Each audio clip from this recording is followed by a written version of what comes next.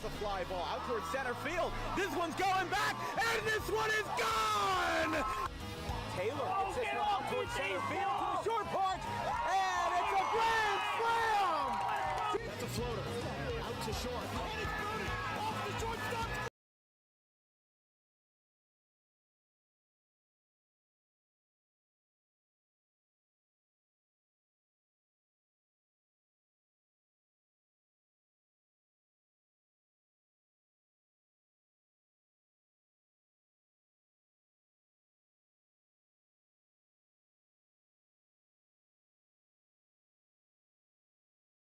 Two-run shot to right.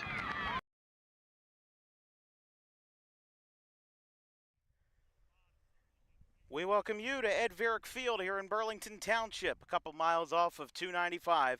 We've got play-in baseball in the Tri-County Baseball League between the 9-seed Camden Reds and the 8-seed Burlington Township Pirates. Excuse me, other way around. 8-seed Camden Reds, 9-seed Burlington Township Pirates. John Kenny of Rowan College at Burlington County is your starter for the Pirates. We did get starting lineups, however, we do have to put them into the system, so we'll announce them verbally, but then we'll show them as we get deeper into the ball game. This is an interesting series. It got a little bit heated last night. However, Camden came out on top 12-5, and they'll be playing with the sole 9 that they have on their backs and nothing more. So being conservative is going to help Camden today, and they lead it off with a Pennsauken product, center fielder Kelwin Batista. For John Kenny, again led by field manager Brian Eifert, who is also hitting in the order, along with his brother Eddie Eifert. Kenny comes into this one with 31 2/3 innings, 9 appearances, a 2-4 record, 18 walks, 39 strikeouts, a 1.55 ERA, and a 1.26 whip. So again, Kelwin Batista, the center fielder, one of 2 Pennsauken products, batting in the top 3. Iverson Vargas is also hitting in the 3 spot as well for Camden. Camden up 1-0 in the series. They now turn it over to Burlington Township, and they have themselves in a different predicament here tonight, as we've got the Reds and the Pirates. And the first pitch is high. We're underway. So again, your starting lineup for the Camden Reds tonight, we'll put it on the board a little bit later on. Kelwin Batista in center field, William Maldonado at third base batting second. Iverson Vargas of Pennsauken High is batting third in the shortstop position. John Rivera, the veteran, 20 years in the Tri-County League, he bats fourth at first base. Hamlet Diesla is the number 5 hitter at second base. Heriberto Vega is in right field.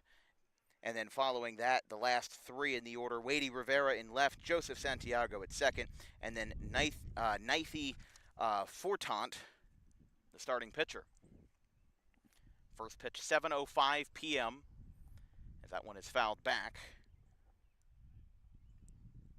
Again to Batista in center field. Maldonado on deck. And counts 2-2.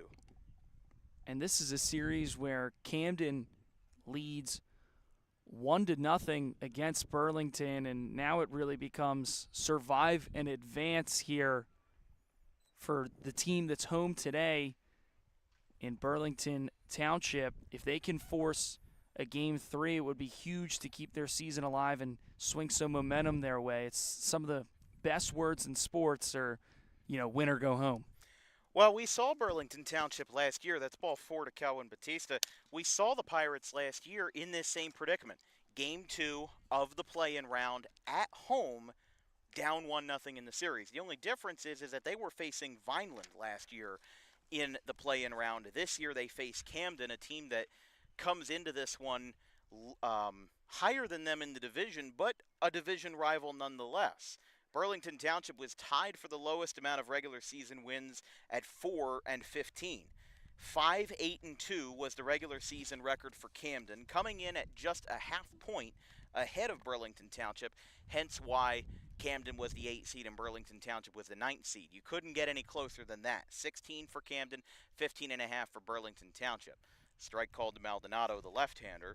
But BT, listen, they've had a decent year, but They went on a 6-game losing streak to end the regular season, which in a crowded North Division with the Grizzlies, CHBR, and the Rough Riders doesn't make the competition any easier. So Burlington Township's coming in today looking to get a bit of a better start and looking to obviously force a Game 3 versus Camden. So we have Kelvin Batista taking a free pass, and the batter is now Maldonado with a runner on first and a 1-1 count. That one skips away. Looked like he tried to bunt, but Batista gets down that time and gets it to second base. Camden won last night 12-5 at the Camden Athletic Complex. This field very pitcher-friendly, I will say, but Burlington Township High School does not play here. They play at the field at Burlington Township High School. They have played here for their senior night game, which we were supposed to cover back in late May versus Seneca, but it was rained out in a very rainy end of the regular season. I mean, it's been raining nonstop since mid-May. We had the last 2 weeks of the regular season cut short for NJSIA baseball, and then the entire summer. Obviously, Angelo Marciano, he's here tonight, the commissioner of the Tri-County Baseball League, and even he mentioned it's just been so swampy this year. That's going to be ball 4. So Maldonado picks up a free pass. It's the second allowed by Kenny this afternoon, and it puts 2 runners on and a runner in scoring position for the Reds. Yeah, not an ideal start here for Burlington Township. Walking the first 2 hitters, the hitters squaring around a bunt, can't even get strikes across the plate. A pass ball allowed for the runner to move to second, but now first and second with nobody out, could see another potential bunt situation here if the 2-hole hitter was willing to square. Especially with the grass being taller here, you can see Iverson did show bunt, but it is up and in, 1-0. I think the consensus is that with the taller grass here in Burlington Township, the ball isn't going to roll very far. At Camden, it will because it's turf. That ball is going to roll almost frictionless through the infield diamond. Here, that effect is almost the polar opposite. This time, he does try to square up, and he's able to play through it. And it's 1-1. They threw back to second, but unsuccessful. So Batista with a walk and Maldonado with a walk, and Iverson Vargas of Pennsauken High School bats third as the shortstop. Pennsauken High School had a bit of a renaissance in 2024. They went 8-11, their best record in years after combining for 3 wins in 2022 and 2023. But then this year they had some steps back and had a lot of injuries, but Kelvin Batista, he's a junior, rising senior now.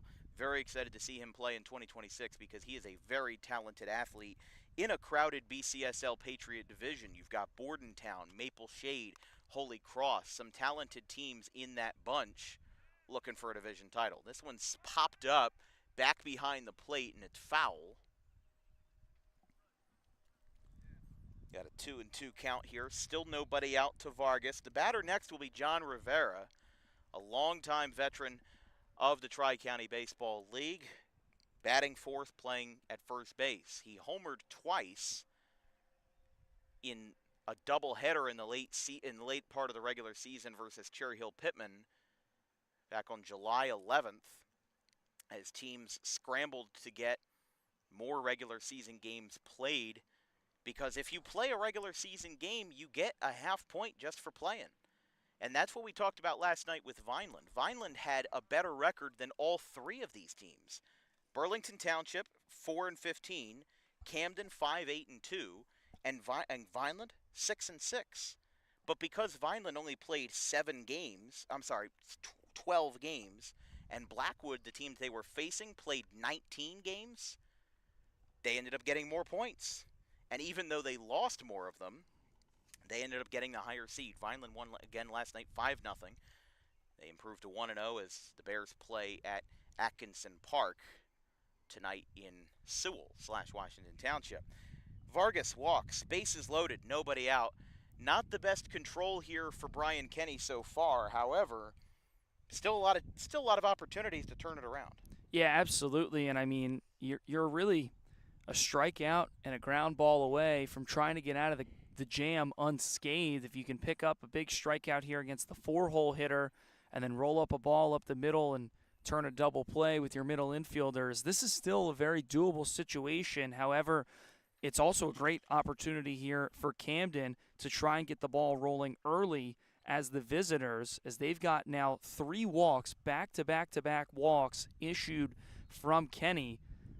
And now the 4-hole hitter's coming up. If you can put a ball in a gap, all 3 might score on a stand-up double. So there's a lot for Camden to be excited about here, but Burlington Township also, a couple good pitches away, and again, a strikeout and a ground ball away from really getting out of this jam. It looks bad, but it could very easily be done. John Rivera takes upstairs. It's 1-0. But again, Kenny, 39 strikeouts in the regular season and 18 walks. The 3 here would bring him up to 21. And again, I don't know the predicament of last night's game. I don't know who pitched and what, but a strike called that time, 1-1 to Rivera with Hamlet Diesla, the second baseman, on deck for Camden. So this is very much a 0 to 100 situation. We went from not having anything to worry about to already Burlington Township having their backs against the wall. There's a high chopper, throw to the plate, on the run, not going to get there. It gets past the catcher. There's a deep backstop here at BT. Rivera will get down to second. No.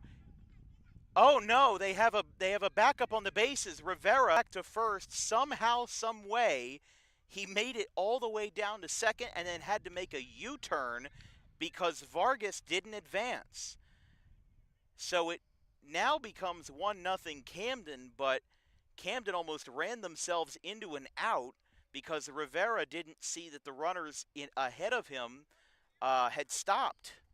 So we move station to station. It's going to be an E6 on the shortstop, in our book at least, and the Reds now lead at 1-0. Strike called outside corner to the 5-hitter Hamlet Diesla. Still nobody out, and now Camden puts themselves on the board first here in Burlington. So an odd situation, but the veteran John Rivera able to save face and able to stay safe at first. Not a play you see every day, but again, I don't think that he was looking ahead because he got maybe 10 feet away from the second base bag before Camden started to speak up and tell him that he had to go back. There's a ground ball out to second. Oh, it's bobbled. Here comes the throw to the plate. It's in time.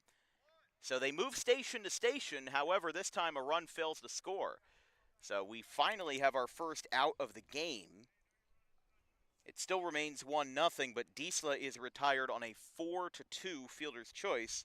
Bases remain loaded, and now it is Heriberto Vega Jr., the batter, the son of the head coach, Heriberto Vega, for Camden. 1 out, top of the first. Well, and I think both the infielders had the right play there. The shortstop, even though there's a throwing error, has the right idea, and he just makes a bad throw. It skips back to the backstop, and the catcher was wise to not throw it down to first because if you sail it over the first baseman's head, now 2 runs come in to score, so they just choose to minimize the damage, only allow 1 to come in, and then the second baseman with the infield in makes the out at the plate, saves a run from coming in, and Burlington Township now a ground ball away from getting out, only giving up 1. Yeah, well, even on the play that got the first out of the inning, the second baseman, Zier ended up having some issues that time getting the ball down and hanging onto it cleanly. So very well could have been a worse situation than what it ended up being. The first 3 batters for BT in the bottom of the first will be James Osmond of the Division II Georgian Court, followed up by Nathan Linden of Cherokee High School. Some would remember that name. And then Mike Zier batting third at second base. 3 infielders to start off. Osmond at third, Linden at short, Zier at second. Here's the pitch. One's upstairs. Last thing you want is a bases-loaded walk. I mean, Burlington Township, the Pirates already have a right-hander warming up in the pen, so it will not be easy if they continue to slide. That ball's crushed. Deep left field, going back to the wall. It is off the bottom of the wall. That will score 1. Rivera's going to come around. He will move to third. He will stop there. Now the throw gets away. And a comedy of errors. A throw to the plate is in time, it looks like. So they do get the out at the plate with an aggressive send. And now 2 runs come in to score. A third is thrown out at home. And it's now 3-0 Camden on a 2-run double to left field off the bat of Heriberto Vega Jr. Now the lefty will come up with 2 away, Wady Rivera. Vega Jr. got all of that baseball and then some, smoked off the bat. You could tell by the sound it made, drove in 2 runs, and Camden got a little aggressive trying to clear the bases, but Burlington Township with a nice relay after mishandling the ball, and they get the out at the plate for their second out. Yeah, that should be scored as I believe, an error, fielding error on the third baseman that time. But, however, it'll still be their second error of the inning. However, we'll save another run from coming in, and score remains 3-0. Ground ball foul down the first base line. Again, Nate Osmond leading us off for Burlington Township, as this is the 7th batter of the inning for Camden, with Wady Rivera and then Joseph Santiago in the 8 slot. We'll see how far they can get, and we'll see what Burlington Township can respond with, because I think it's very important in a playoff game like this. You kind of have a wake-up call. You're down 3-0, and you already have a 4th run on third. BT will have to be very, very careful and tread very carefully throughout the remainder of this game. 3 balls, 2 strikes. And they say that walks will kill you, and that's exactly why. Loading the bases to start the game, not ideal, and it's come back to bite Burlington Township. That will be ball 4. That is the 4th walk Kenny has allowed this inning. The first 3 all reached Batista, Maldonado, and Vargas, some of them competitively. And now the infield coming in as Kenny not having his best night, and they will immediately make a pitching change. So number 21 is coming in for Burlington Township, and Brian Kenny's day is done. Excuse me, John Kenny's day is done. There is a Brian Kenny I know somewhere. John Kenny's day is done after just 2/3 of an inning. He gives up 3 runs, and he will be responsible for the 2 runners he has left on base, Heriberto Vega Jr. and Wady Rivera. Santiago will be the batter.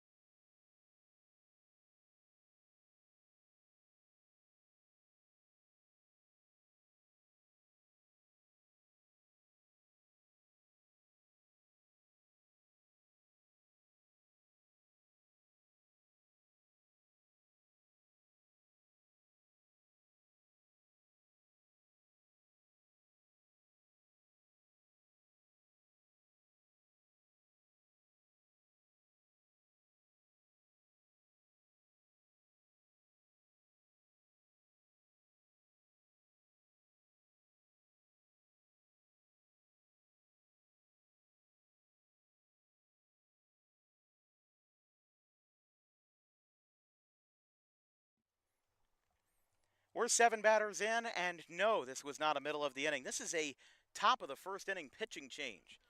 The new pitcher is Brett Angelillo of Rosemont College, who comes in after a 2/3 of an inning start by John Kenny. He walks 4 batters, allows 3 runs, and certainly after a 1-0 series deficit with Camden scoring 12 last night, I think maybe you can see why Camden's ahead in this series. We got a count to Joseph Santiago, the second baseman. And the next for Camden will be their pitcher, number 9, which would be, Nafi Fortuna. I messed up that name the first time. Kind of an odd situation because especially if Santiago gets on, you're going to have the pitcher bat before he gets to pitch, which is a very rare situation, but it happens in a game like this where things are most certainly not doing well for Burlington Township. They've got 2 runners on. Runner goes. They're not going to contest it. I think maybe backstop thought that was a strike, so he thought maybe his woes were over. But he does move the runner into scoring position. Runners on second and third. Again, John Kenny responsible for both of them. He's got a 3-1 count and a foul back behind home plate, and it's 3-2.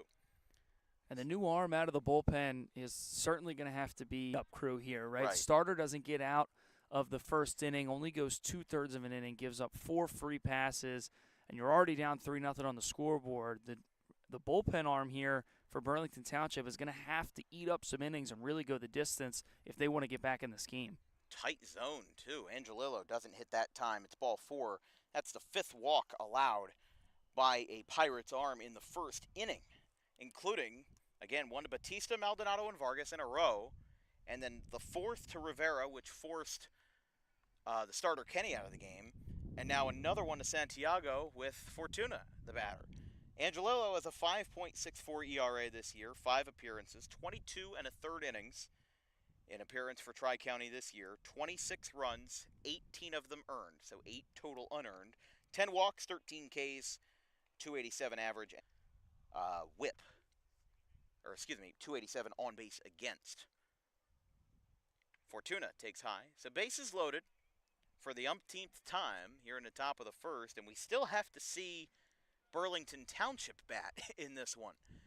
We have yet to see the Pirates take a swing tonight. So it is going to be imperative that they get the offense going early and often, or this could very well turn into a barn burner where you score a few runs, I score a few runs. You see that a lot of times in the men's leagues like South Jersey NABA or the South Jersey Men's Senior Baseball League, which we'll be covering on Sunday with Tanky's Tavern. We'll have more information about that next few days, but here's the pitch. That one is high, and we've got a 3-0 count. Again, not the situation you want. I mean, it's one thing if Camden keeps putting the bat to the ball and you see runs come in that way, but we've only seen 1 RBI, which was Heriberto Vega, who had a 2-run double. Green light, strike 1, 3-1. And you almost took the words right out of my mouth, because as a former player and being in the dugout and hearing things coaches have to say, this is what drives them nuts, is all of the base hit in the left field. 1 run scores. Everybody stops station to station, moving up 90 feet. Fortuna helps his own cause with an RBI single. 9 batters down, 4 runs across, and the Reds lead 4-0 off of Angelillo. As now Batista comes back up. It's an RBI single, and Camden will get to bat around in their inaugural showcase here in the top of the first. So here's Kelwin Batista. Batista, right field. It's up, it's back, it is over the head of Woolman and right. Batista hit that one deep out to right field. 1 run comes in, 2 runs are in, and 3 all come around. It's the epitome of good baseball.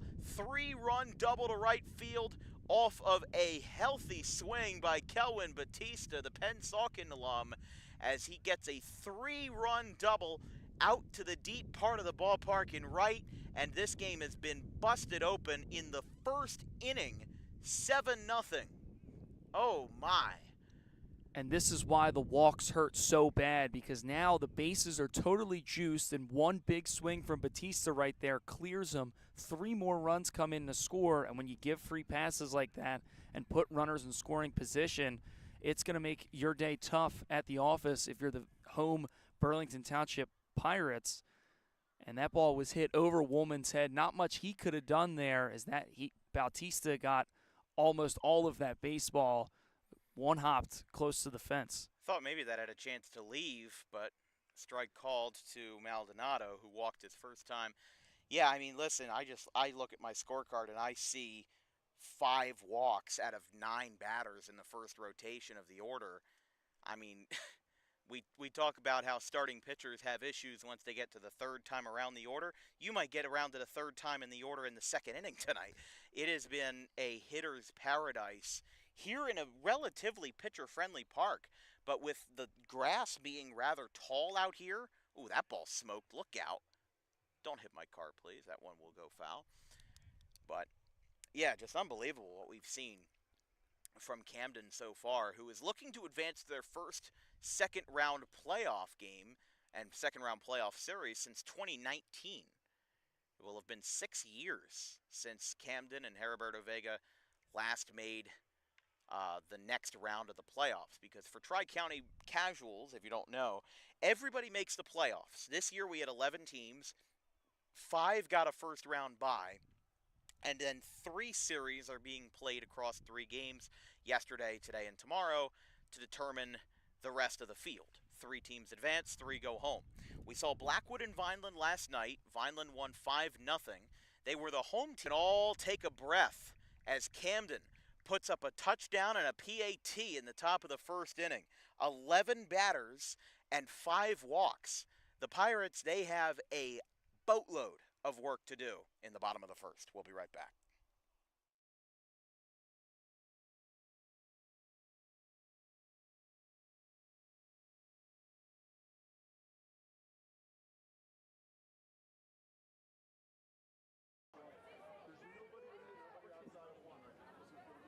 So after the holding call to be 1st and 20, as now rolling out to the right side, he's got a little bit of room to run on a QB rush. He's going to get a first down. There's no flags, and how about this for QB rush that works to perfection? He hugs the sideline, and Anthony Gaetano gets the scoring started for the Redhawks at 7-6.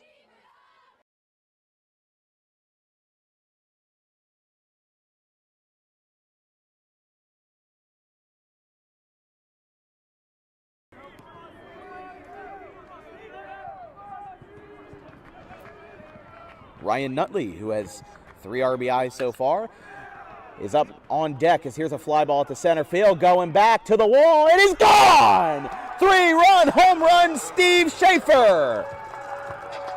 He rockets one out, and it's 9-2.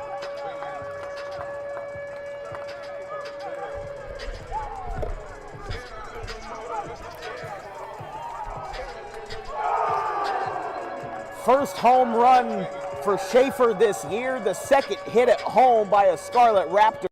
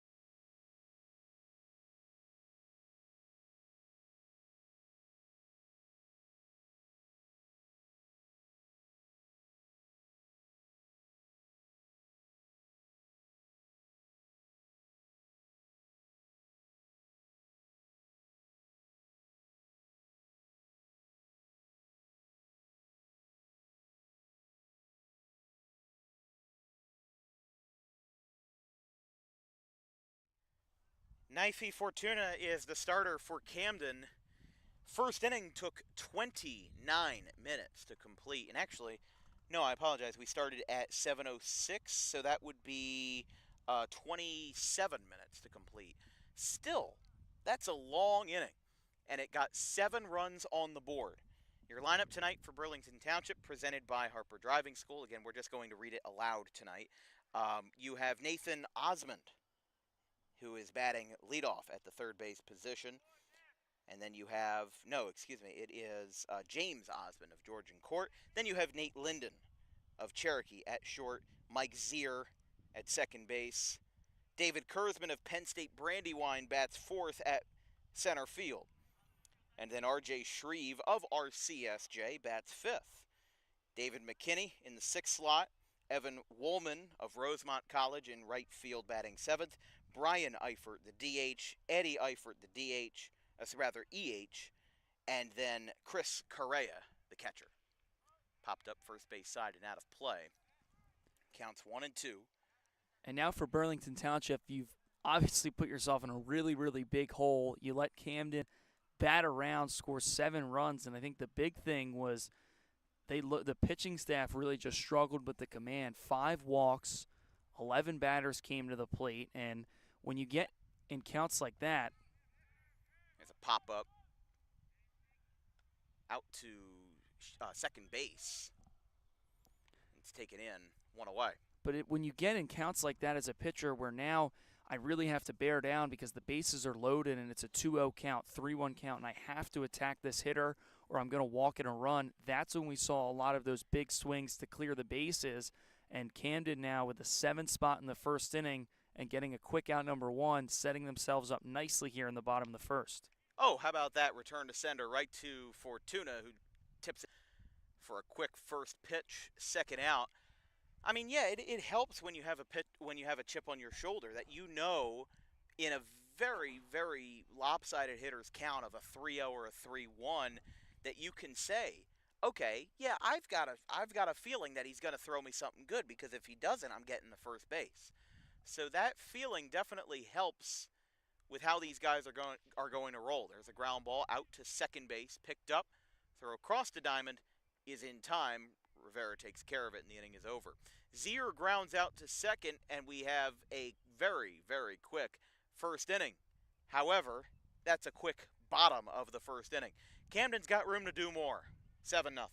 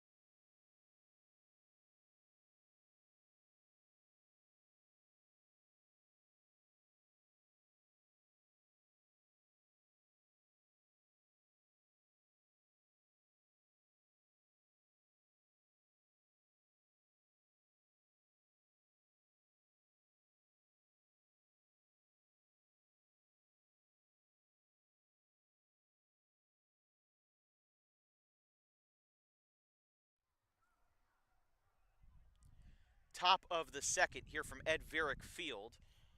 Again, the pitcher being Angelillo for Burlington Township.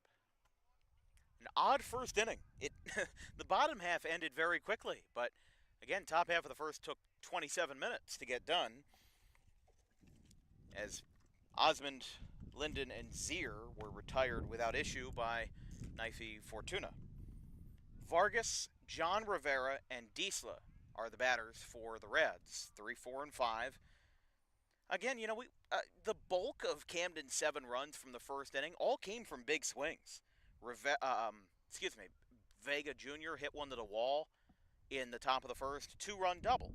Now, of course, those walks and fielder's choices helped get him to that point. But the bulk of the runs scored were all on big swings. Kelvin Batista, 3-run double. Oh, how about this? A little cue shot to first base. He'll tag him out, and rather tag the bag. And Vargas is retired for the first out in the second. And then, again, Batista, 3-run double on his second plate appearance of the inning. So 5 of the 7 runs came from big swings. Fortuna had an RBI single to left. That's 6 of 7 runs that came on hits. The only run that didn't come on a hit was the first one, which was John Rivera reaching on first on an E6, a throw to the plate. But still, in the first inning, you still had and all 3 of those hits were for RBIs. Swing and a miss by Rivera, and he's got a quick 1-on-1 count here with nobody on in the top of the second. And as you alluded to a little bit, the walks, the fielder's choices, they certainly made those big swings even bigger for Camden in that first inning. But for Burlington Township, it really comes down to the walks and the fielder's choices, because you only gave up 3 hits and you allowed 7 runs and 11 batters to come to the plate. So the pitching staff really has to bear down, do a better job of finding the strike zone, and try and get quicker outs. And they're off to a better start here in the top of the second, 1 batter up, 1 batter down. Yeah, I would say if I don't like to speculate what ifs too much, but if John Kenny gets the strike zone like 30% better, oh, good catch there by Angelillo, 2 away. Pitcher had to stray off the mound to make that catch, but Rivera is retired for the second out. If he hits the strike zone just a little bit better, we're probably talking about a 2 or 3 run inning instead of 7, because how many times did he get an account where it was like 3-2? It wasn't like you were throwing a Little League pitcher out there who couldn't hit the strike zone to save his life. He was hitting the strike zone, but it wasn't consistently and got in a rhythm. There was no incentive for them to swing. They just were like, okay, we see how it is. You're going to throw a couple of balls, and we'll swing at something that we like. Once that mindset is engineered in your line of thinking, in your head, there's not much the pitcher can do, because they've got you figured out already. So maybe this change for Angelillo will be for the better for Burlington Township. Got an 0-2 count. 4, 5, and 6 will hit for the Pirates in the bottom of the second inning. Kerman, Shreve, and McKinney, the left fielder. Strike 3 called. So 2 pop-ups and a strikeout. Angelillo with a much cleaner second inning than the Pirates had in the first. The Navy Blue will get to work on offense. They went down in order in the bottom half of the first, but it's never too late to start. 7-0.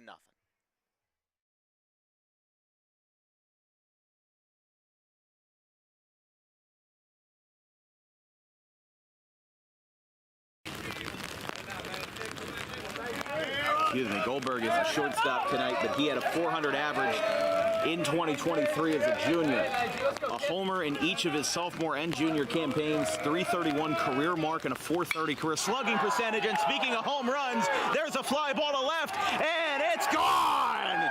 Devin Goldberg answers on opening day with a first pitch rocket to left, and it's 1-0 Bridgewater. We were just talking about the long ball, and he stomps on the plate, mobbed at home, and Goldberg, the leadoff man, with a swing of gold. It's 1-0.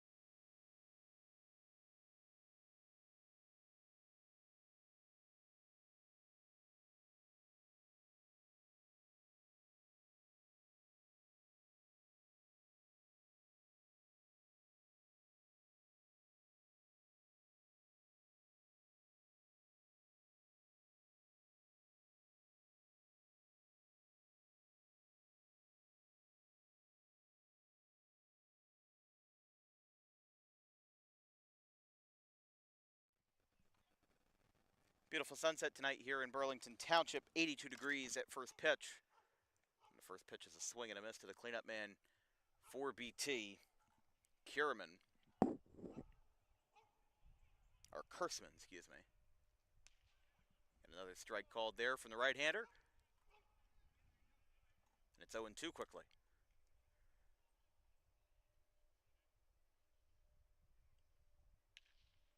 The ball's hit out towards left field. That'll be a base hit for Kurtzman, and BT is their first hit of the night. A little bit of a promising change, but Kurtzman does get a base hit after 3 straight groundouts in the first. And we're super early into this game, especially on the Burlington Township side of things, where they've only had 4 batters come to the plate. They've now got a base knock, but so far it looks like the pitcher for Camden is pounding the strike zone, doing a good job of getting ahead in counts. And if Burlington Township wants to get back in this game, they're going to have to be aggressive, get good wood on the baseball time. One swing is not going to bring in all 7 runs. It's got to be timely hitting for this whole lineup. You can't expect it to be, one trick fixes everything. You don't know what that pitcher has in store. You don't know what notes he took down from last night. I mean, the change could always be different depending on what you see. But here's R.J. Shreve. He's 10 for 38, 263 hitter. He has 15 strikeouts out of his 38 at-bats. So 25 of his 38 at-bats have ended in either a strikeout or a hit, and he just struck out that time. He has a 638 OPS, but also has 6 innings on the hill, so could be a relief contender, or at least a relief candidate for tonight. The batter is now McKinney.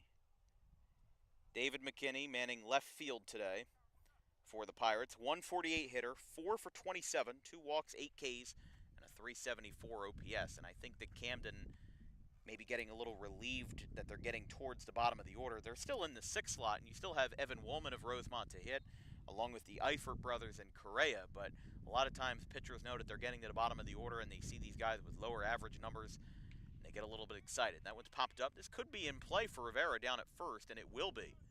He'll make the play.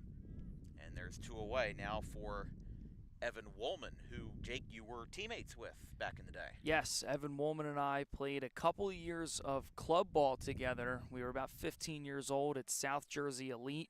Became really, really good friends, and then continued to play together for USA Prime Northeast until my club ball days kind of ended, and he continued, and obviously worked out well for him. Ended up at Rosemont for a year, and I'd say, I landed on my feet pretty good here being in the broadcast booth, so all is well that ends well.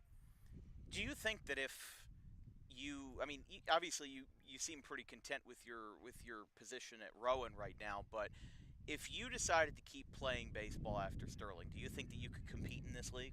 In this league, I think I would have struggled a little bit because I was never the greatest hitter as a player. I mean, my senior year, I was floating around the Mendoza line for a lot of it. Right, and that's in high school. And my junior year, I was a little bit better, but I still only hit about 220, 230. I was never a guy that was going to hit for power, never really a guy that could hit for average, but I was a player that if you needed the little things done, get a bunt down, hustle. I played good defense enough to keep myself in the lineup every day. So I think in a league like this, especially where the ball doesn't travel as far on a wood bat, the arms are almost always a lot better than high school. I would have struggled a little bit. And when I had to really sit down and think to myself, is this the end after high school? My options were try to walk on at a junior college or, go to Rowan and pursue announcing, and I had a good background in that. I chose the latter, and I think it worked out pretty well. I would agree. 2-2, fouled back by Woolman. One day, if I get, some time open, I wouldn't mind playing in like a men's league on Sunday mornings at like 9 a.m. I've covered them a couple times as a broadcaster, but I honestly see some of the pitching in some of the other organizations, and I'm like, I think I could, and I never played a minute of high school baseball. Ground ball to third, throw across the diamond is in time. Rivera got him, side retired. A base hit is all she wrote in the second. Burlington Township does get a hit on the board, but no runs as the right-hander continues to wheel and deal. We're through 2. Still Camden 7, Burlington 0.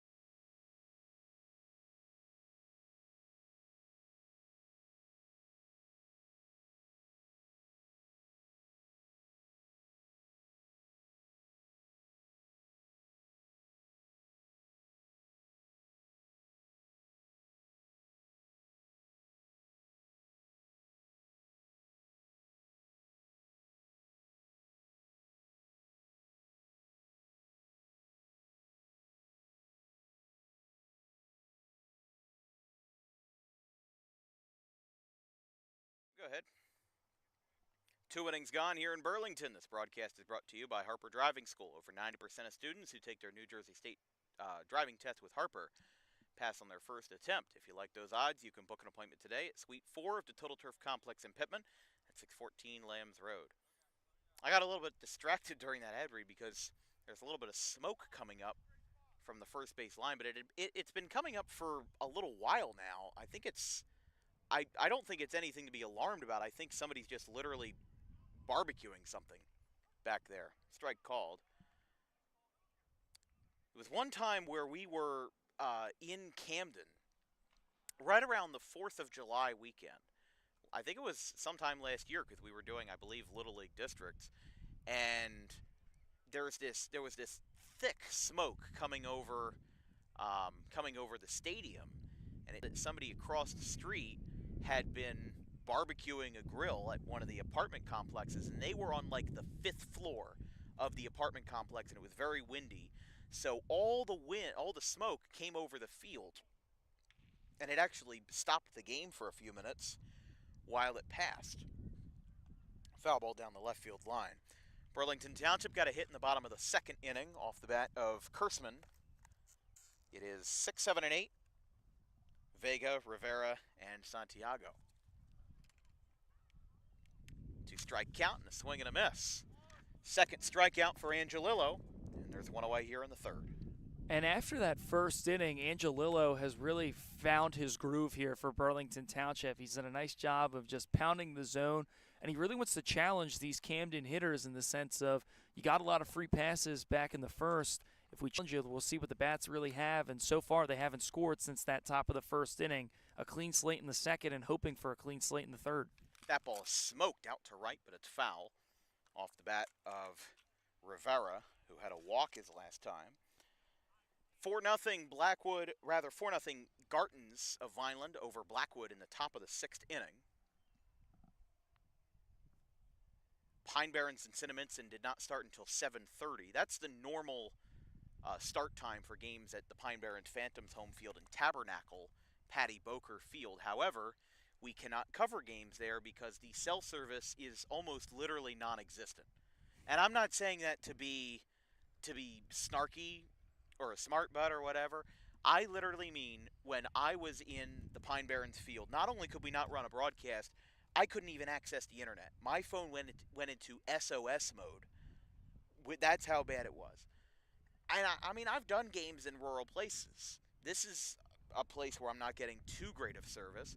Last night in Vineland, I didn't get too much. I literally mean there was zero internet connection at this stadium. That ball is popped up foul back behind the plate. But, I mean, listen, I'm lucky that my laptop can handle 90% of locations that we cover. When I got my old laptop, certainly wasn't the case. This laptop's a lot beefier, and it's allowed us to really expand our scope of where we're covering on DWB. And having more power allows us to run more graphics and be a little bit more experimental with what we do, which very grateful for the equipment that we have here at DWB, and very grateful that it's a peaceful night and not raining down cats and dogs on us here in Burlington Township. Time called at the plate by Wadey Rivera. Joseph Santiago on deck, who was the first batter that Angelillo faced with one away, check that, 2 away, in the top of the 1st inning. We've got 1 out in the 3rd, and a swing and a miss makes that out number 2, as Angelillo, after a rocky 1st inning, he had to get settled in. He's now struck out 3 in a row. Disla to end the 2nd. Now the first 2 batters of the 3rd have all gone down on strikes for Joseph Santiago now in the 8th slot. Yeah, 3 straight strikeouts for Angelillo here, 2 in this inning. Excellent work from the right-hander on the mound, and this is exactly what BT needs here in this inning, is the pitchers just pounding the strike zone, challenging Camden, and so far it's been advantage Burlington since Angelillo has entered the game. Yeah, it's certainly a good thing to see that, you know, we talk about Camden's 7-run 1st inning and what that has meant for them. Now they can go back, you know, kind of hit the reset button a little bit.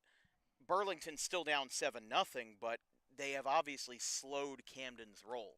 Because I think if they didn't, we'd be having, you know, very difficult conversations to talk about. But Camden's determined. That ball smoked out to left field. However, it stays up long enough for the left fielder, and the inning is over. A 1-2-3 frame for Angelillo. He strikes out 2 and gets a line out to left. The Pirates have 1 hit on the board. However, their next mission is a run. 7-0, bottom third.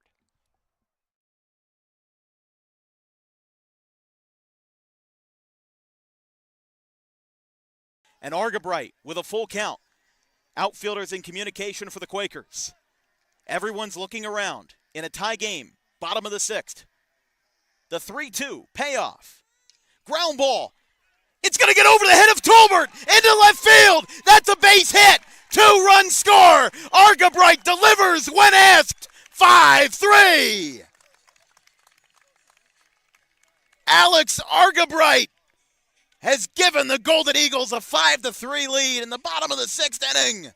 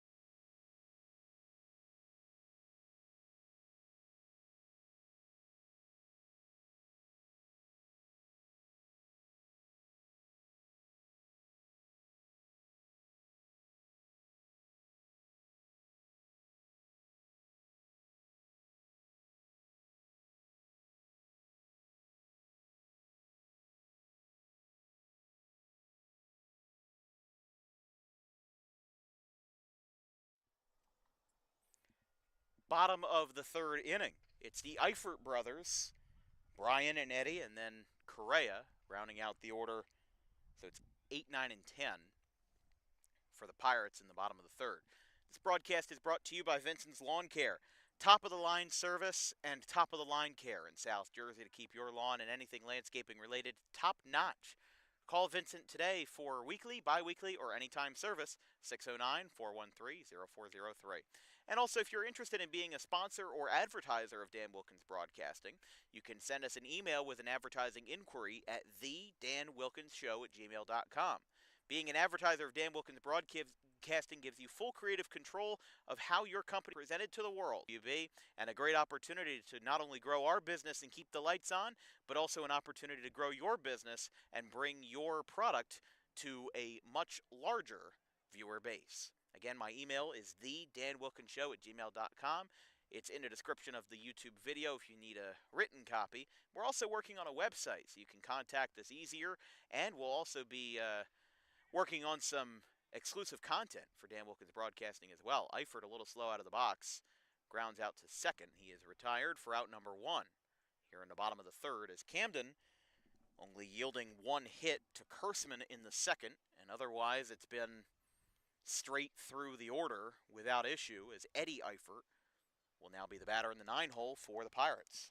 Yeah, it's been smooth sailing for Camden out in the field, and obviously you have a 7-run cushion thanks to that big first inning. But if you're Burlington Township, you really got to get the bats going. A 7-inning game, we're now in the bottom of the 3rd, and it's an uphill climb for them as they've only got 1 hit, 1 base runner in the game as well. They've got to put together some quality at bats, get some runners on, and get this party started. There's a ground ball by Eifert to the other side of the infield at 3rd. Throw across is a little bit high, but Rivera's able to get it down, and that's out number 2. So Correa will be the batter, the catcher for the Pirates. A 4-3 ground out by Brian Eifert, a 5-3 ground out by Eddie Eifert. And now the 10-hitter bats as, again, Chris Correa, the utility man. Oh, he shattered that bat. It's right back to the mound. An underhand toss to first to Rivera, and 3 groundouts end the inning, and 1 deceased bat lays in the middle of the infield. We go to the top of the 4th inning here in Burlington Township, 7-0.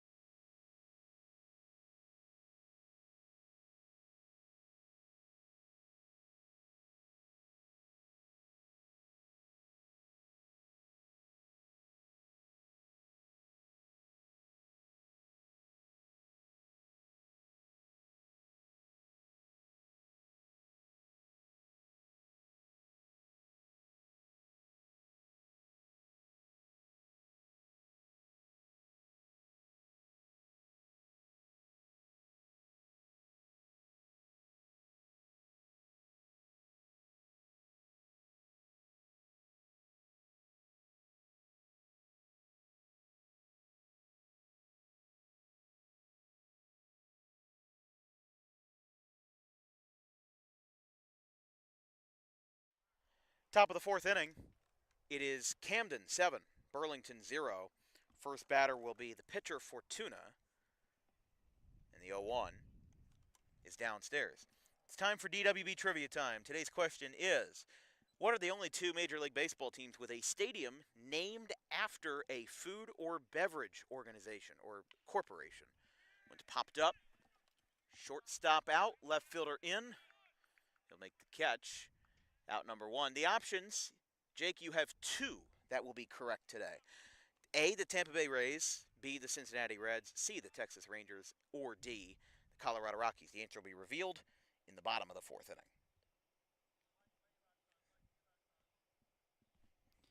I'm certainly going to have to sit and think about that question there. It's one of the harder ones we've made. Especially because there is a technicality to the named after part, and we'll explain it, or I'll explain it when we reveal the answer. But we've got one away for Batista. The one I'm thinking about off the top, and you don't have to. I'm just gonna kind of throw out my thought process right now. But I think that the Rays, might be the easy one because right now they're at Steinbrenner, but their last real field in Tampa Bay was the Tropicana, which is, I think, the orange juice. So, but I'll have to look over the options and see if I can recall and how deep my bag is, I guess. We'll have to find out. Batista takes inside. He had a 3-run double in the top of the 1st inning. He reached base twice as a part of the 11-batter, 7-run barrage in the 1st inning. Now, if you remember, Jake, you don't remember, but from last year, the Gartons beat Burlington Township 7-0 in this very same scenario. Game 2 of the play-in round at Burlington Township. However, Garton's runs were a lot more spread out. They scored 1 in the 3rd, 2 in the 5th, and then added on 4 across the 6th and the 7th innings to take Burlington Township out of the playoffs. That ball's hit well out towards right field. Woolman, though, is there. He calls for it. He sees it, and he makes the catch. He kind of ran up to that one like he had to throw a runner out. However, there is nobody on, and there's 2 away now for Maldonado, the 3rd baseman. And right now, so far, again, just that big top of the 1st inning where 7 runs came across to score. And for Burlington Township, they're now about one time through the order, and they'll head to the bottom of the fourth. They still only got one hit. And in a 7-inning game, it's not exactly very early anymore. Yeah, we're hitting right around midway here. They gave up a buttload of runs in that top of the first, haven't had the offense to really back it up and make this one super competitive on the scoreboard. But you have to feel like with the way the pitching has been is that's going to be a base hit in the right field. I was just about to make a note of the fact that Camden had not had a single base runner since their 7-run barrage. However, that is their first. That breaks a streak of 9 straight, or check that, 8 straight retired. But yeah, they were clean. Burlington Township was clean in the second and the third, and they had a pretty flawless fourth inning as well. Fly out to right, or rather fly out to short by Fortuna, and then a fly out to right by Batista. So a base hit by Maldonado. It's his first of the day. He's now 1 for 2 at a walk, a pop out to second, which ended the first inning, and then a single to right. This ball's hit out towards straightaway center field. He misread it and now goes in to retire the side. One batter gets on for Camden on a 2-out base hit. It's their first since the first. And the Reds now have a 7-0 lead over the Pirates with a chance for BT to cut the deficit. We'll see what they can do in the bottom of the fourth.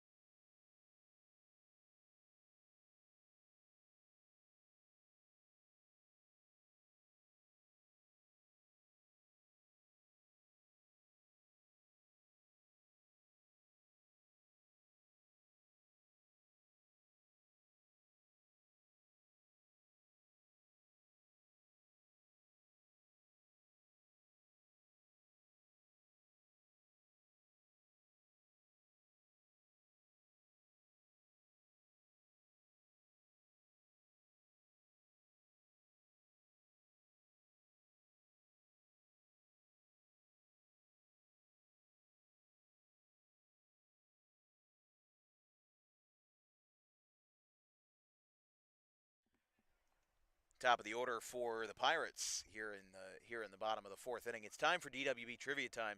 Today's question is, what are the only 2 Major League Baseball teams with a stadium named after a food or beverage corporation? The options are A, the Tampa Bay Rays, B, the Cincinnati Reds, C, the Texas Rangers, or D, the Colorado Rockies. Jake, 2 answers today are correct. Which are they? Well, I went through my thought process back in the top half of the inning. So I'm going to stick with the Rays just because they're at Steinbrenner now, but I still think that their last real stadium was the Trop. That's a base hit to left by Osmond out of the leadoff spot. So you have the Rays as one of your guesses. And then these other 3, I'm unfortunately not familiar with a bunch of these teams. Throw out a guess. So I'm going to take a wild shot in the dark here and go with the Rangers. So I'm going to go with A and C here. I'm not sure if I'll be right, but that's sort of where my gut is telling me to go. You have 1 of 2 correct. The Rays are correct. I counted Tropicana Field, as here's a ground ball out to third. That's actually taken in at short by Vargas. Rivera gets the play, does move the runner Osmond over to second as Nate Linden is retired. State champion with Cherokee this year under coach Mark Petrignani, winning the Group 4 state title over Westfield as part of a huge season. We covered them in the first round of the playoffs versus Washington Township. But so you have 1 of 2. It's the Tampa Bay Rays and D, the Colorado Rockies. That were your correct answers for this. And a quick high chopper out to second. Does he beat it out? No, it gets away. Now here comes the runner in. Rivera has trouble picking it up. Osmond comes in to score. It will be an error against the Camden second baseman and a runner on as Gavin Zier gets aboard. And the Pirates, they scored 5 of them last night, but it took them a while to get their first here on this Wednesday evening. It's 7-1.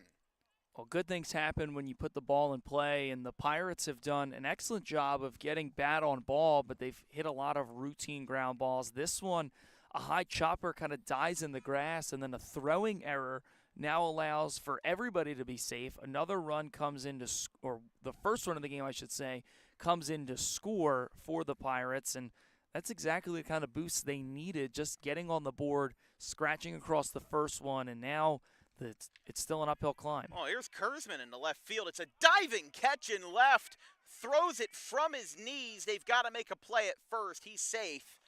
That was a fantastic play in left made by Wadey Rivera, who's had a couple of good plays out there so far. That's out number 2 as a ringing line out to left by Kurzman sets up R.J. Shreve with 2 away. Fantastic play in left. And just when you thought things were going to go the Pirates' way, a diving stop out there in left field takes away all momentum. Excellent play by the left fielder for out number 2. That one's high. Runner goes down to second. The throw is going to beat him, and he is out. Not sure if I understand that one. He was being aggressive, and the Pirates tried to strike lightning in a bottle way too many times. They do get a run across. Zier hit a ball to second base. It was a throwing error, scoring Osmond. But that's all we write in the 4th inning. We go to the top of the 5th, and we'll give you that explanation for the trivia time right after this. 7-1 Camden.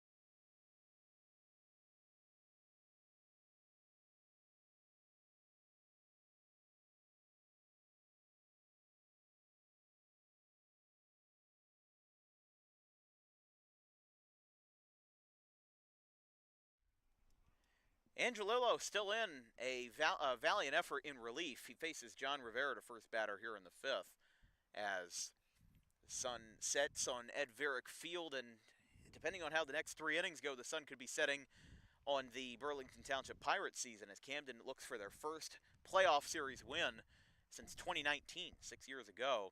Be a big win for the Reds as the 8 seed, the highest seed to, or excuse me, the 3rd highest seed to get included in the Tri-County play-in this year. So yes, answering the question for trivia time, the options, their correct answers were the Rays at Tropicana Field, which is orange juice, as this one's popped up to 3rd. Going over is Osmond, and he makes the play, 1 away. Rivera's retired now for Diesla. The Rays had Tropicana Field, and the Rockies had Coors Field, named after the beer. Now, there's 2 questions that I get when I ask that trivia time question. What about Wrigley Field? And what about Busch Stadium in St. Louis? I will tell you why they don't count. They are both named after people who in turn were named after beers, or, I'm sorry, a beer for Busch Stadium and chewing gum for Wrigley. Wrigley Field is actually named after William Wrigley. It was dedicated in 1918, and he then went on to sell chewing gum, like the Double Mint brand, Five Gum, Juicy Fruit. That's all under the Wrigley brand. Busch Stadium is a very clever loophole from unwritten rules in the 1950s. St. Louis, the Cardinals played at Sportsman's Park in St. Louis, in downtown St. Louis, and when they wanted to build a new stadium, they wanted to name it Budweiser Stadium, after, of course, the beer that is headquartered and made in St. Louis. The biggest factory for Budweiser beer is in St. Louis, and that's where their headquarters are as well. But Major League Baseball had an unwritten rule that said you couldn't name your stadium after an alcoholic sponsor. So Mr. Busch got around it by instead naming the stadium after himself, Busch Stadium, and then created Busch Beer that has now been in service for 70 years. So Busch Beer was created because Major League Baseball wouldn't let him name it. So now the Busch Beer that everybody knows is, people think it's the other way around, that it's sponsored by Busch. It's not. It's actually without a corporate sponsor. I'd imagine there's some money from the Budweiser Corporation going into the Cardinals, because there is Budweiser advertising at Busch Stadium. But that stadium is actually named after a person and not the brand. Same deal with Wrigley Field. So that's why those are the only two that count. That's a swing and a miss. Thank you, Burlington, for timing that story perfectly to the strikeout. Angelillo, he's got 4 of them in relief in a handful of relief innings. Burlington got a run in the bottom half of the 4th. However, they've got a lot more work to do. 9 outs remaining in the Pirates' season if they can't come back. It's 7-1.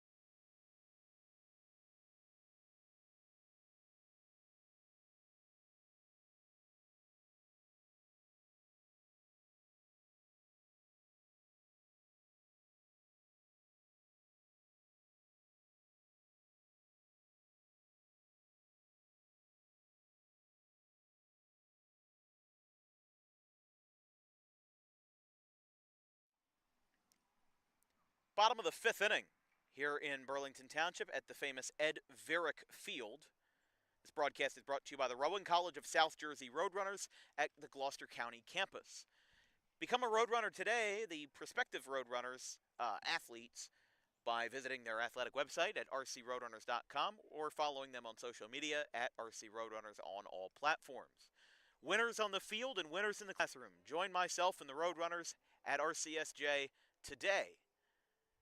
Of course, with Rowan University becoming incredibly massive, this is a school that provides top-notch education while also saving money financially and making a homely experience for all students. Visit rcsj.edu for more information. That one's fouled back. This one actually could be playable behind the plate. Oh, he couldn't come up with it. Tough draw behind the plate, as that looked like it could have been a diving catch by Joseph Santiago, and he comes up a little bit shaky, but he does throw the ball back to his pitcher, and it looks like he's okay. So, tough situation there. It is a very deep backstop here at Burlington Township. It is at least 30 feet from home plate to the backstop. The camera doesn't do it justice because we are at, we're at head level with the players on the field. So it's not really easy to tell with the fence in the background how deep it is behind the plate. And you have to give credit to the catcher, Santiago, there, trying to make a play for his pitcher and get him an out after Burlington Township was able to score a run, but he came up just short, and now looks like a leadoff walk for the Pirates to try and get the ball rolling here in the bottom of the fifth inning. Shreve was the batter who came up after Zier was thrown out at second base to end the inning. So he got to restart his at-bat, and his redo ends up being successful as he gets a free pass. Now the batter is McKinney. It'll be McKinney and then Woolman. I mean, there is still time for Burlington Township to succeed. Again, they scored 5 runs last night. Problem is, Camden scored 12, and that was on their home field. Camden has also succeeded at home tonight. This one's popped up, out to short. He calls for it, and Vargas makes the catch for the first out. Burlington Township, though, their biggest flaw offensively seems to be swinging too early. I think that there could be a great benefit from them just hanging on to the at-bat more. Swinging at the first pitch or the second pitch in the at-bat is only going to do you favors if you can guarantee yourself or you can guarantee your team that you're going to get a hit off of it. And when you can't guarantee that, doesn't bode you well. And when they're swinging really early in these at-bats, it just means that you're leaving the door open for just wasted opportunities. So, yeah, I think that, this is the first game I've been here with them or watching them all year, but I would have to imagine that, this has been something they've done all year, and right now it's clearly not working. You're down by 6 runs on the scoreboard, and being aggressive is good, but maybe third time through the order, you've got to pump the brakes a little bit because now the pitcher gets the advantage of going much deeper into the game, and this Camden team has an empty dugout right now. They have 9 players. They're counting on this starter to really eat up some innings, and he's done exactly that and then some. Here in the bottom of the 5th inning, already 1 out. Done an excellent job today of just putting hitters away with a lot of success. Only 1 run given up, and that was even just a couple minutes ago in the ball game back in the 4th inning. So I think that the aggressiveness is good, but to a certain point, the longer at-bats, the ones where you take a couple pitches, foul a few off, also have their benefits. And right now there's no happy medium for this Burlington Township team. Just a lot of first or second pitch swings with leading to outs. Yeah, that's my biggest issue. Listen, Burlington Township, they had the fewest regular season wins of any team in their division. They were 4-15. Again, the other team that had 4 wins, Blackwood, they're getting shut out for the second night in a row in Sewell right now. I think he got a foul tip on that one. But yeah, listen, in the nicest way possible, they're playing right into their hand right now.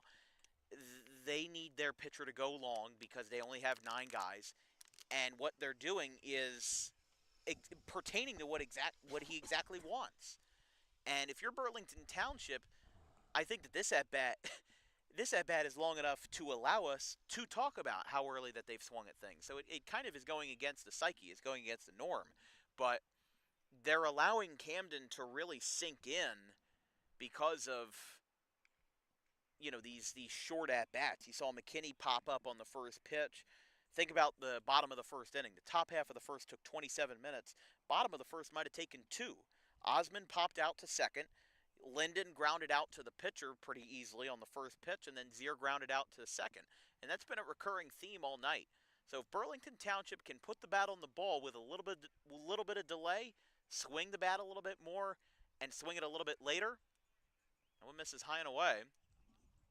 So we're going to have a full count. I mean, this is going to be pitch number 8 in the at-bat, so it is going against the psyche, but I think Burlington Township is finally realizing that they are going to need to work up this pitcher and maybe see somebody else. How about that? Got a little piece of contact. Heads towards the Eifert brothers in the BT dugout. So pitch number 9 is going to be on the way for Woolman in the bright pink bat. He's been manning right field tonight, has had some good defensive outings. And from the stretch, it's high. The ball popped out of the glove. And Evan Woolman picks up a 9-pitch walk, which feels ironic after we were just talking about how Burlington Township was swinging too early. And now the Pirates have 2 runners on, thanks exclusively to 2 walks in this inning, 1 to Shreve, 1 to Woolman. Here's Brian Eifert. Almost might be like they have the game on in the dugout, taking our advice out here from right center field. But the starter has gone deep into this game, and being aggressive has its pros in the sense that... Well, here we go again. This one's popped up. Goes right back to the mound. Little backpedal there that time.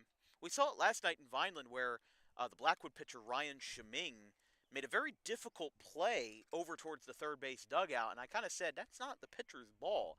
In that situation, it could go either way. I mean, the shortstop Vargas could bail out his guy and say, hey, I got it. But in that situation, pitcher was able to grab it, and Fortuna was able to make the play for out number 2. Brian Eifert retired. Well, in that instance, with the bases being first and second and less than 2 outs, the infield fly was in effect. Yes. So realistically, nobody has to go get that ball. The out's already recorded. Yeah. The runners aren't going to advance because the ball is right still in the infield. If anybody picks it up, they can make the play. But the pitcher going off the mound, and it's not an easy play to make, backpedaling off the mound. So you have to now step down onto a lower surface, down off the hill, and then continue to backtrack. And it's not the most fundamental way to catch the ball, but nevertheless, the ball finds the glove and the out's recorded, and all counts the same in the book. That ball's flown out towards right center field. Kelvin Batista is there, and the inning is over. So Fortuna allows 2 walks, 1 to Shreve and 1 to Woolman, and a fly out to right center ends the threat off the bat of Eddie Eifert. Going to the 6th now in Burlington, still lots of work to do for the Pirates, but I would say that Camden needs some insurance runs to stay safe in this one. It's 7-1 after 5.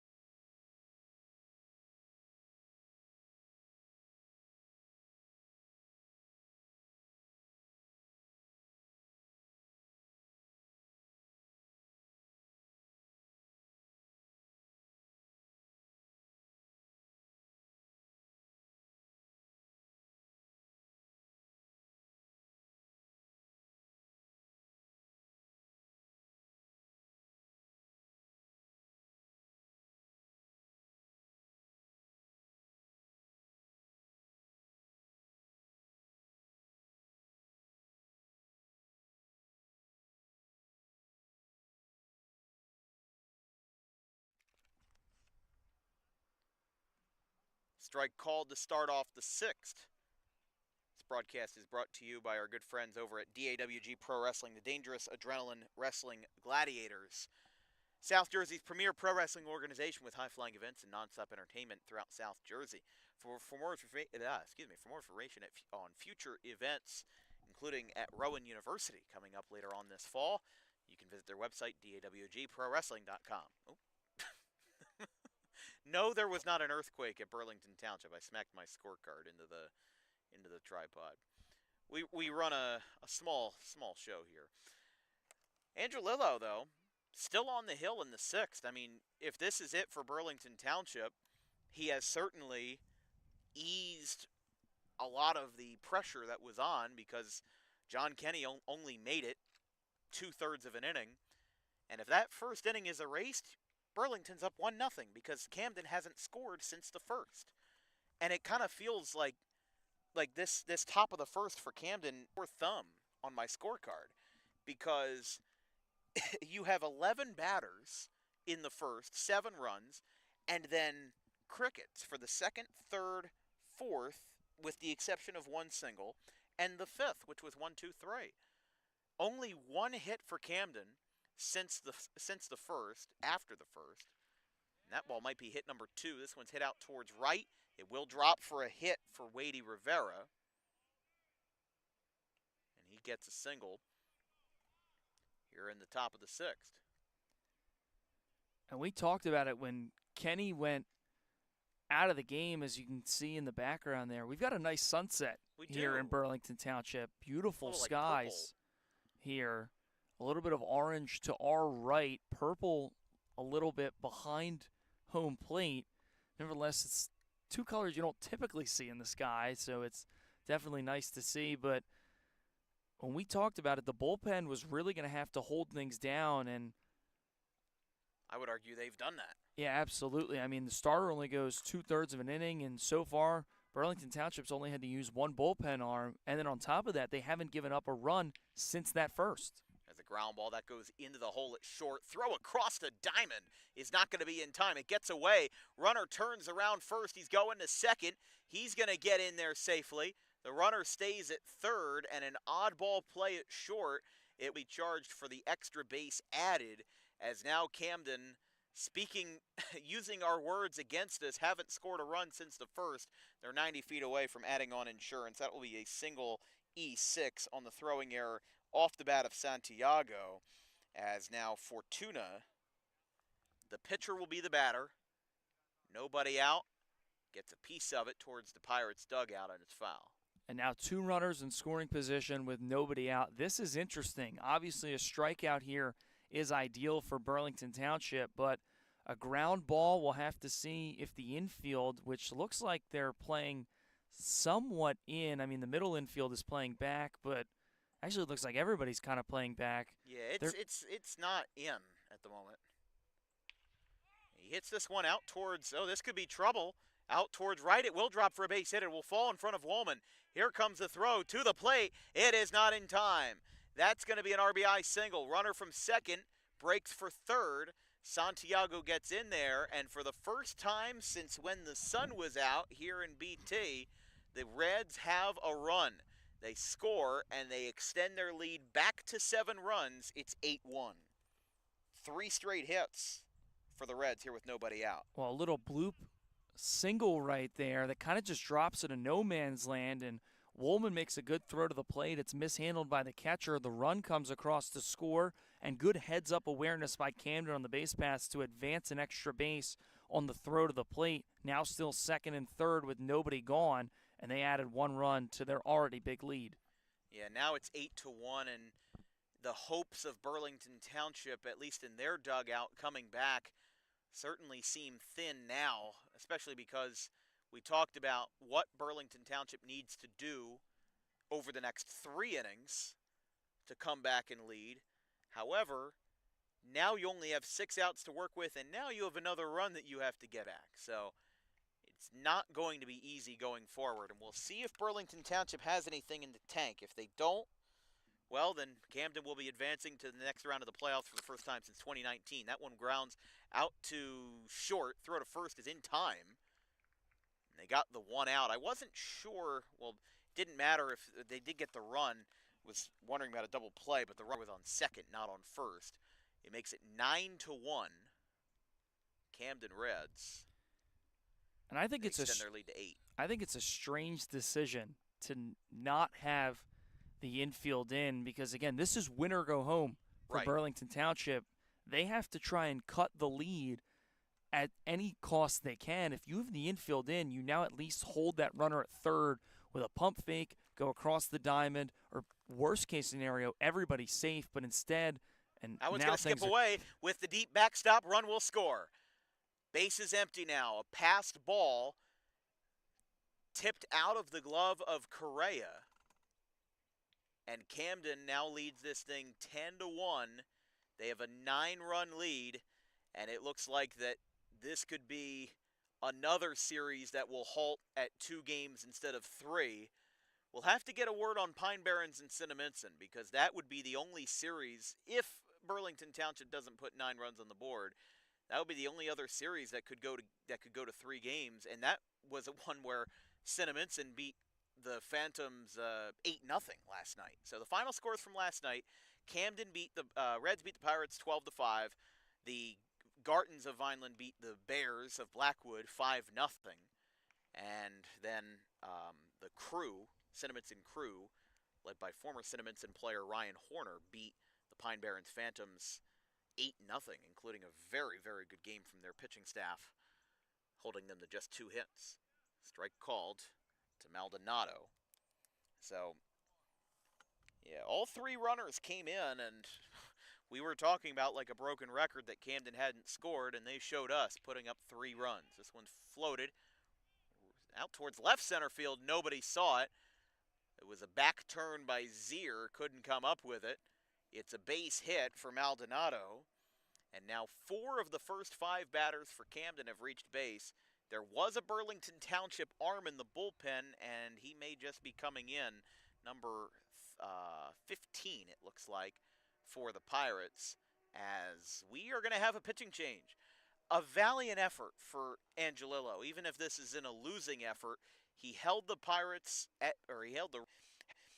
4 full shutout innings of work, but turns out stretching him for a 5th inning was just too much for him to bear. It's 10-1 Camden. They've put up 3 runs here in the top of the 6th inning as they look to advance to the playoffs in the second round for the first time since 2019. We'll be right back.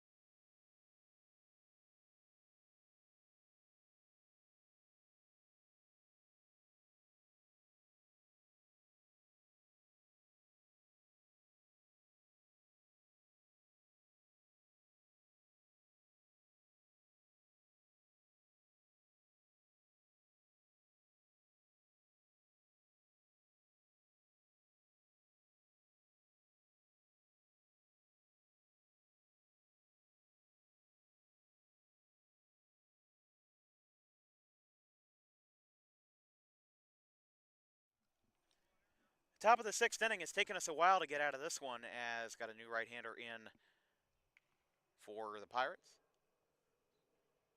As it's 10-1.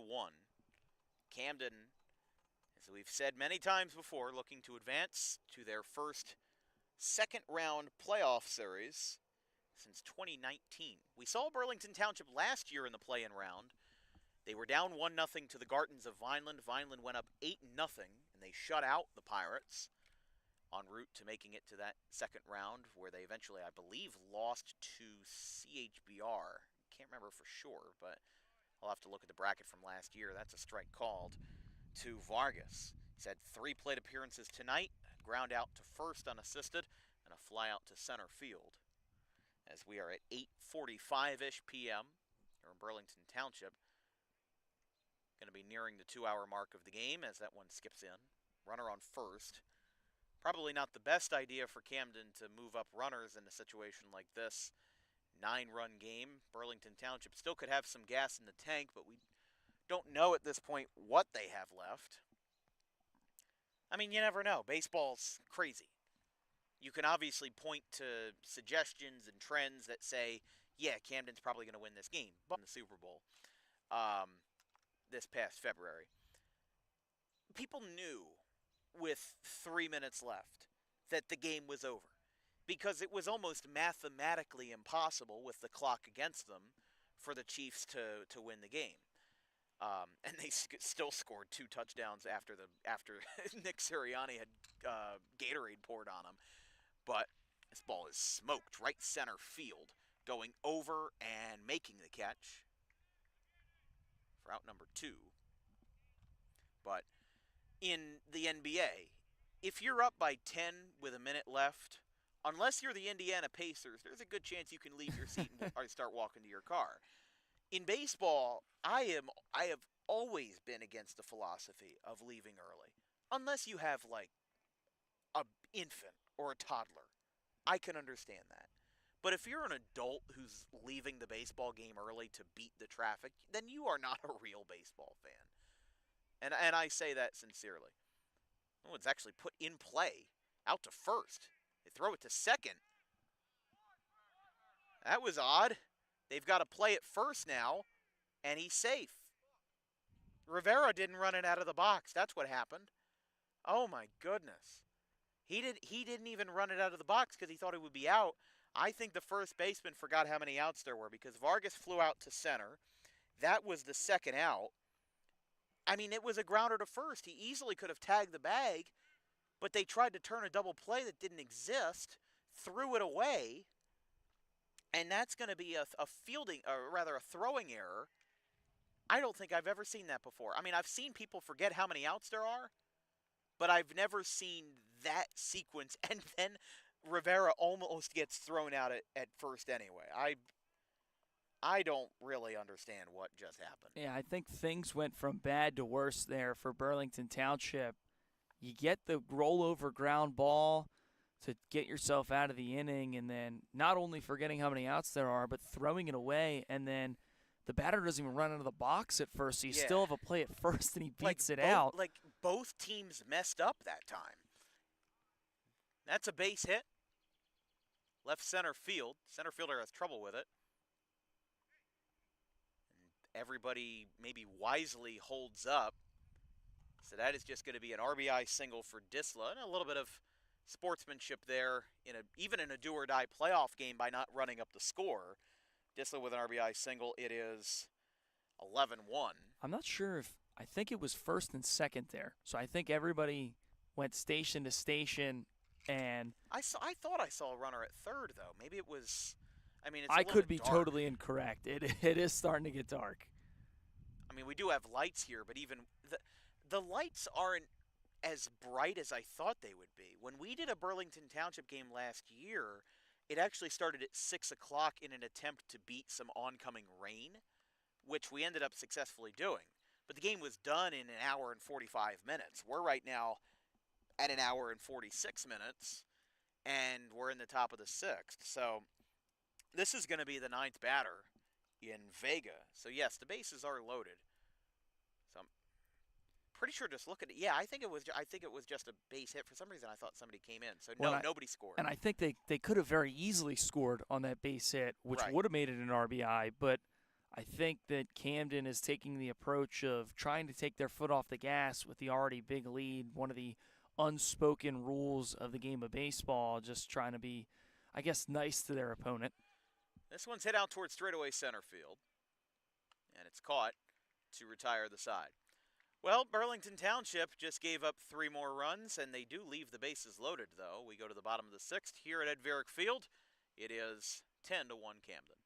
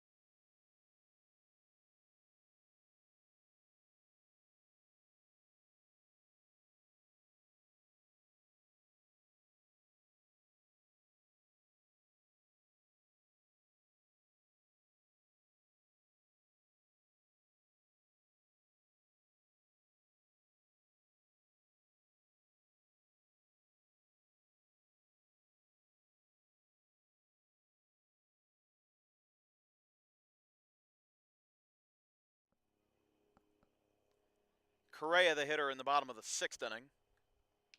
Lines it. Base hit. Second baseman quite literally threw his glove at the baseball. Kind of an old-timey trick, but it'll be a base hit for Chris Correa. And this is what we talked about and kind of alluded to in the top half of the 6th, is that when you play a sport, when you watch the NBA, the NFL, the NHL, even sometimes professional soccer leagues, you know the game is going to end at some point. Right. And for baseball, there is no time limit. Correct. And so we could be here for another 30 minutes. We could be here for another hour, depending on, does Burlington Township have enough gas in the tank to mount a comeback? We could be here for way longer than we anticipated, because it's a high-scoring affair, and that's just the way baseball works. And it's one of the things that makes the sport so magical and beautiful, is the fact that this game looks like a wash, but Burlington Township is just a couple of good hits away from starting a rally. That one is a bunt. He looks like he did not put it in play. To Osmond, who's 1 for 2, popped out to second in the 1st and singled in the bottom of the 4th inning. So again, if we get an update on the Pine Barrens Phantoms and the Cinnaminson Crew, the Vineland Gardens did beat the Blackwood Bears 4-0 tonight. That one will be a ground ball out to short. They have a play at second. That's all they'll get as Osmond runs out down the first base line. And it'll be a fielder's choice, 6-4. There's one away in the bottom of the 6th inning. So at this point in time, this would mean that 2 of the 3 series will be decided in a 2-game sweep. The only thing that we're waiting on is, will Cinnaminson beat the Pine Barrens? Because if they do, and if that game is unlikely to be over right now, because they started a half hour after us at 7:30, so it's probably still going on over at the Patty Boker.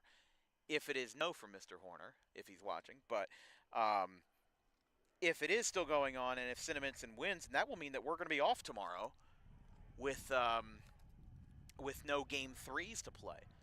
With that being said, our next broadcast, pending the results of today's game, says this one's going to drop for a base hit. Runner will get to second, and Nate Linden of Cherokee will have a bloop single. So that will bring up Gavin Zier at second base as the number 3 hitter. But either way, our next confirmed broadcast will be on Sunday with Tanky's Tavern of the South Jersey Men's Senior Baseball League. 9 a.m. on Sunday. They will be playing the Camden Pirates over at Barrington. Or I don't remember the official name of the field, but it's on Clementsbridge Road in Barrington. 9 a.m. start on Sunday. Strike called. 0-1 to Zier, who is 0 for 2. I think that's a little ironic. The Camden Pirates, we've And we're got playing Camden here Camden today, and they're playing against the Pirates. It's kind of funny how that all intertwines. I was going to mention something about that. That one's popped up back behind the plate, and it will go out of play. I mean, there's only so many team names you can really pick from, and Pirates happens to be a common one. There's more than you think, though.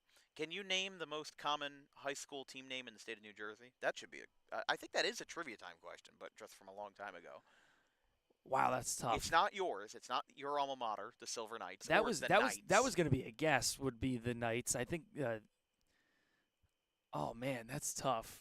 Because you have Holy Cross, Sterling, Well, Wallington. the Holy Cross is the St. Benedict's. Lancers.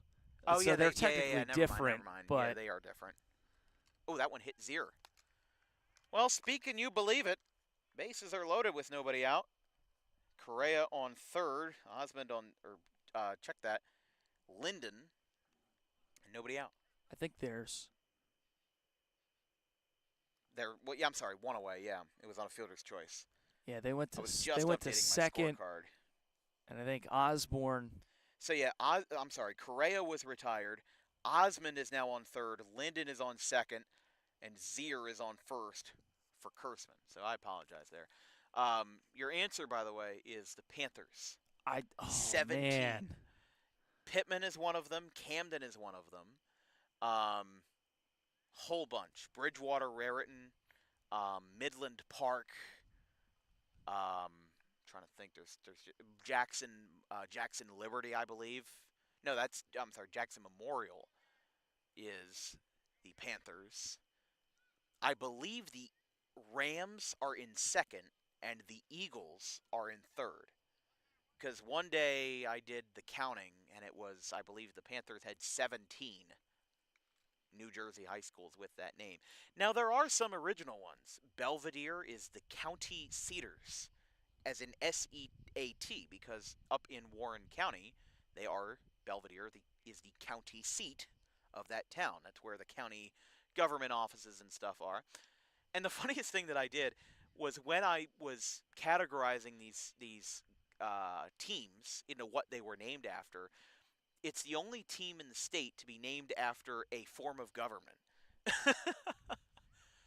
Unless the governors come around anytime soon. There is Governor Livingston, but they are the Highlanders. But there's some cool names around. My alma mater is the Green Wave. They share it with Del Barton and Long Branch. That one's in the dirt. BT's going to get a run home. Everybody's going to move up. Hold on here. Is a second run coming home? Camden's confused. I think that they're trying to say that the ball went out of play. What is happening? Everybody is still running. Burlington Township's going to score 3 runs on a wild pitch. But now Camden is going to try to, everybody is coming out to argue this call and say that the runner should be sent back. They're pointing towards something behind home plate. And obviously we can't see it. There is a little bit of a dip. The entire Camden dugout has come out. So I think what I'm hearing from right field is there was a baseball down around behind home plate, and they're not sure which one was the game ball. Oh, and because of that confusion, now 3 runs come across to score. I don't know. Hold on.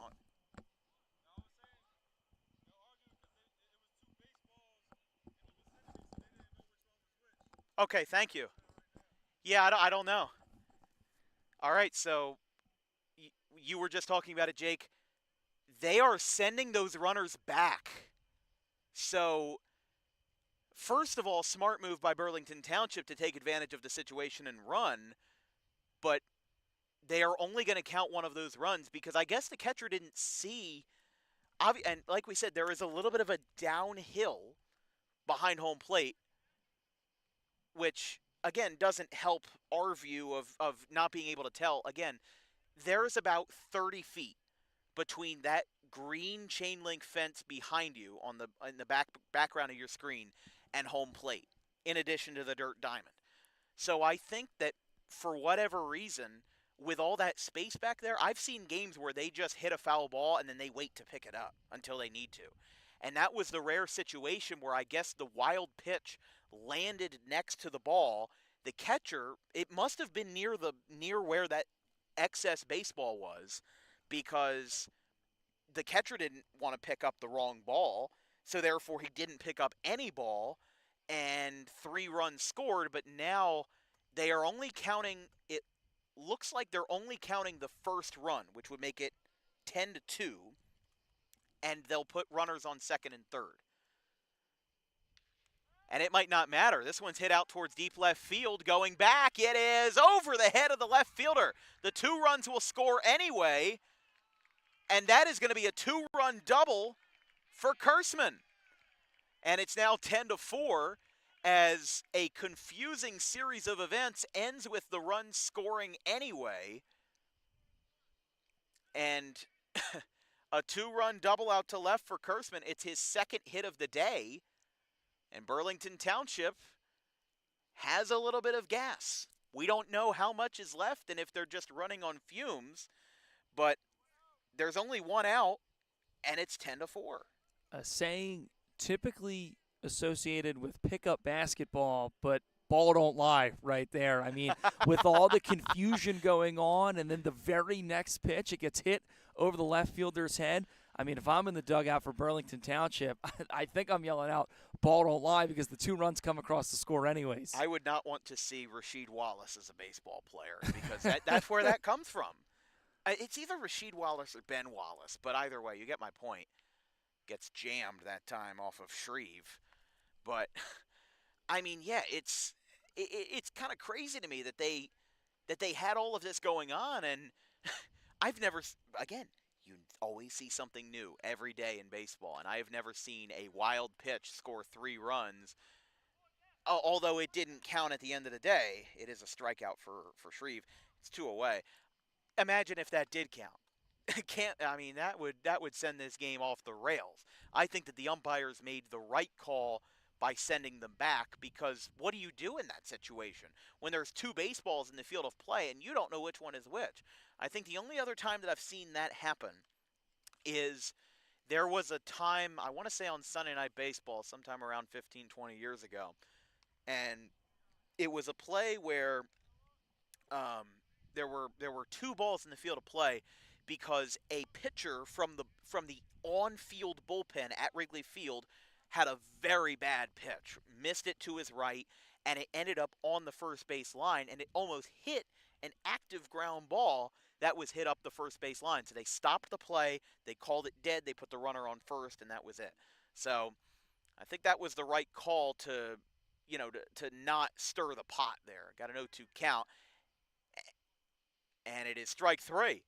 So Burlington Township gets 3 runs on the board, 1 on a wild pitch and 2 on a 2-run double by Kurtzman. 2 strikeouts, though, by Camden end the threat, and Burlington Township still has 6 runs to accomplish in the 7th inning.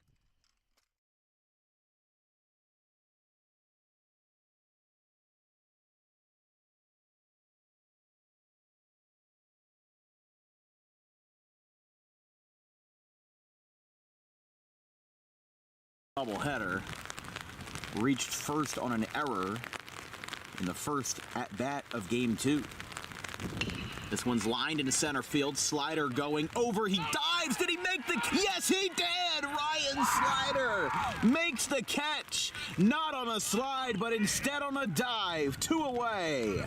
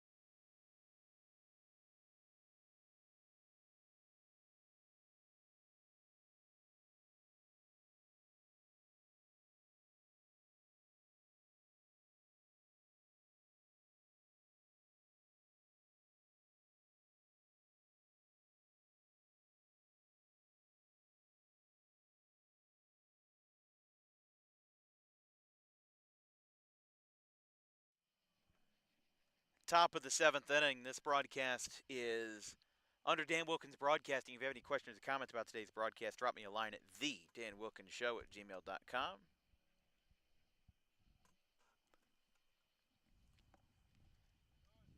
First pitch for the 7th is a called strike from the right-hander as Angelillo was taken out of the game. Burlington Township scored 3 runs and got 7 batters to the plate.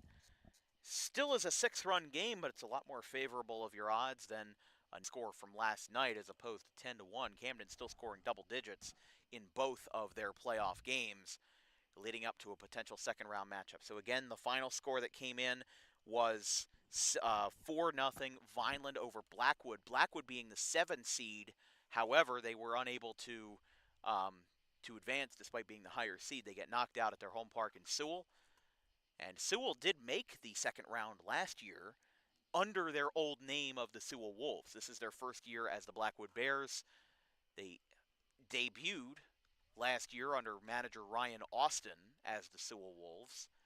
Had Ethan Carpenter on the team for a time last year, the Rutgers Camden hand, but they again rebranded to the Blackwood Bears. They still play at James Atkinson Park in Sewell. And again, if we'll find an update on the Phantoms and the crew, We'll see what we can get. There's a swing and a miss from the right-hander. Wady Rivera is retired after a 9-batter and 3-run 6th inning. And again, that's exactly what BT needed right there. Down on the scoreboard by 9 runs. It was 10-1, and then a break kind of goes their way. They score on a pass ball. Thought they were going to score 3 runs, only scored 1, and then the very next pitch, and 2 RBI double over the head of the left fielder to bring those runs in regardless. Now 6 runs, still a really big climb, but it was much better now that they've got those 3 in the bottom half of the 6th. And now 6 runs will be needed to at least tie the game in the bottom of the 7th if they can hold the score right where it is. I mean, listen, Camden has gone with the same right-hander all night.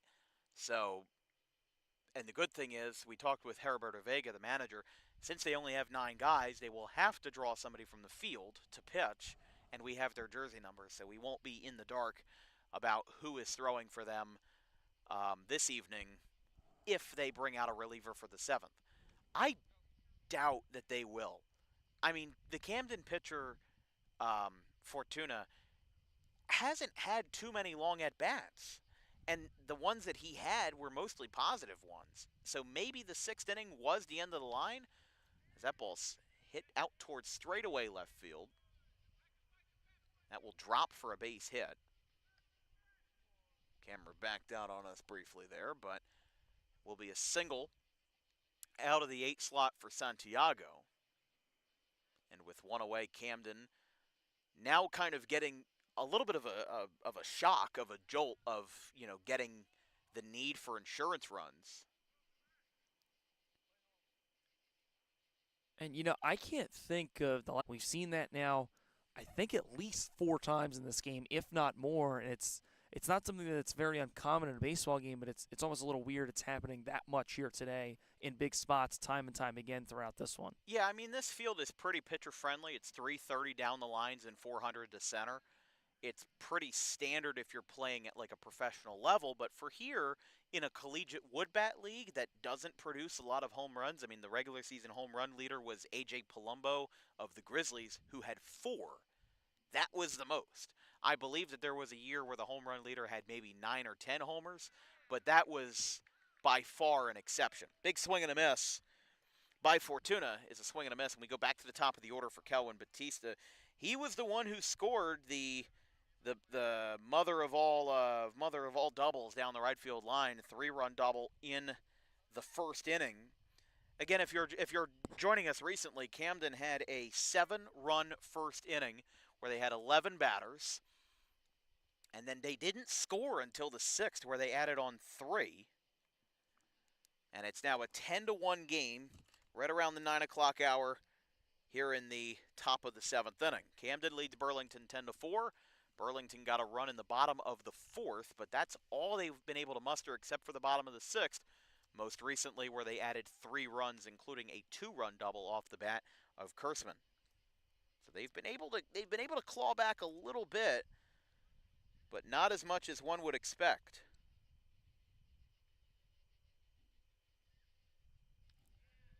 Strike called.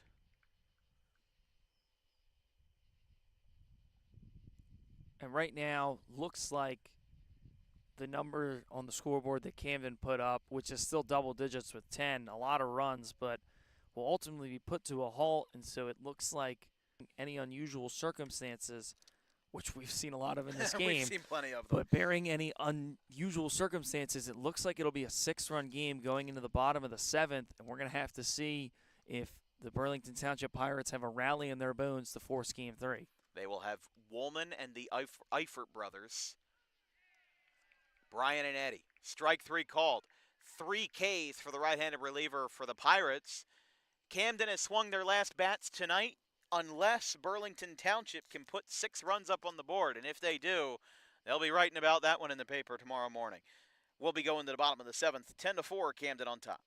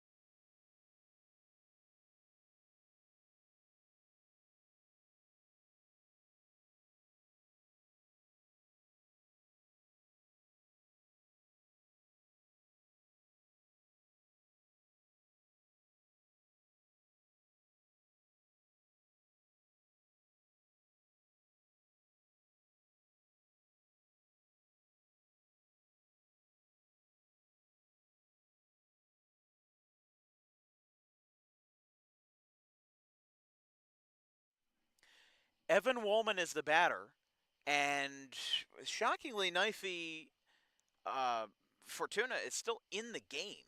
It's Woolman and the two Eifert brothers, Brian and Eddie Eifert, respectively, batting 7, 8, and 9, with a 10th hitter in the order, Correa. Makes for an interesting situation. Camden was held off the board, and Burlington Township got some runs under their belt.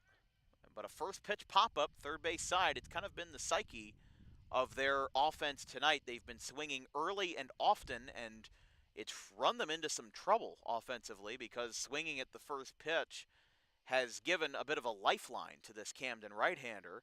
However, we'll see what they've got in the tank because at the moment, again, a 10-4 game here on this Wednesday evening.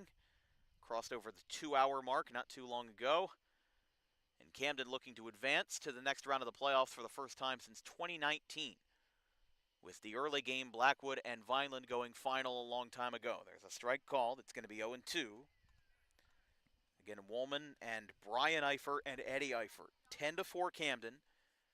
Burlington Township looking to avoid having their season end in 2 games on their home field for the second year in a row. They lost to Vineland 8-0 in the play-in round last year around this same time. And the 0-2 from Fortuna to the Rosemont product, Woolman. Misses low, 1-2. And every pitch that he throws gets him a little bit closer to the finish line, if you think about it. We're now in the home stretch. We're in the bottom of the 7th inning, last 3 outs of the game, and this could be a complete game effort from the right-hander Fortuna. Appeal to first, says no. They disagree with it, but they'll play on. It's 2-2. And it's either the finish line for the ball game or the finish line for Fortuna.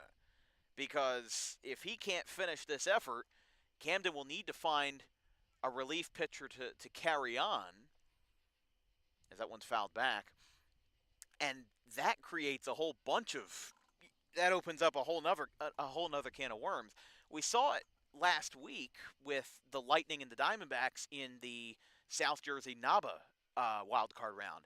Single elimination game, Diamondbacks were up 11-3, and then they take out their pitcher C.J. Small out of Chestnut Hill, who had thrown 8 innings, and then they bring in a left-hander who wasn't throwing very fast, wasn't throwing hard at all, was just serving up meatballs like he was in an Italian kitchen. 3-run home run to Max Worsta, and the game was 11-6, and then they made that change, and the game went final as 11-6, but it showed that once they brought in the bullpen, there were a lot of troubles. Strike 3 called. Woolman goes down on strikes. He worked the count, but was unable to execute, and there's one away here in the bottom of the 7th. And they always say that, you know, when you come into the 7th inning and there's a lot of pressure to try and end the game, out number 1 is always the hardest to get sometimes because you have to stop the rally, and if you can get a rally started, sometimes it's just tough to get out number 1, like we saw all the way back in the top of the first just about 2 hours ago. Now, that's a huge strikeout for Camden. They've already got out number 1. They're now just 2 outs away from moving on to the next round, and it would be a huge milestone for this club, the first time since 2019.